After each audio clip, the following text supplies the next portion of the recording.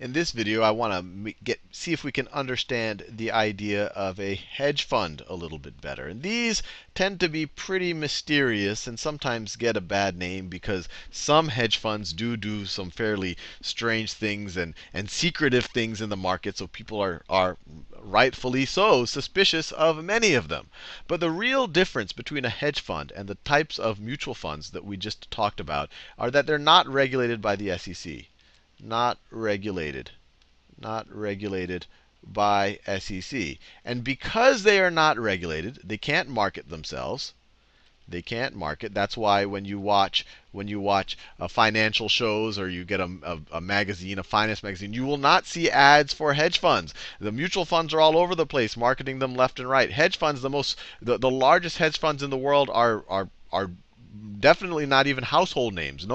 Very few people even know what those largest hedge funds in the world are, and that's because they can't market themselves, no matter how good of a track record or really how reasonable of a fund they might be. Some might not be reasonable, some are. They can't market themselves, and they also can't take money from the public. Can't take money from the public.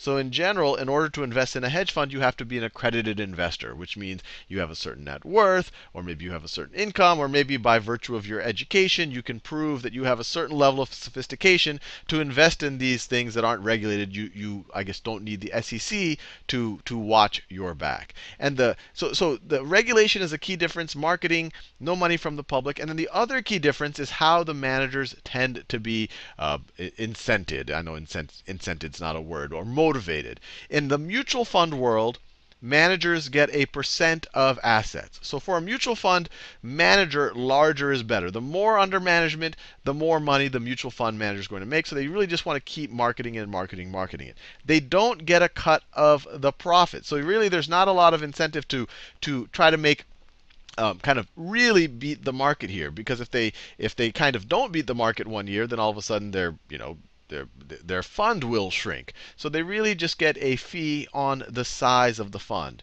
In a hedge fund, usually the implication is that a hedge fund will be more actively managed. They'll get a larger management fee. So larger management fee.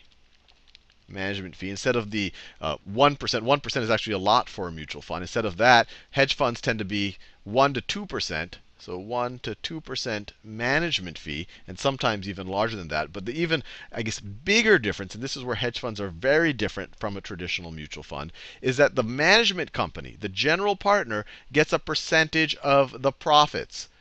So in a hedge fund manager or the management company, the going rate tends to be about 20% of the profits of the fund. Sometimes it's less.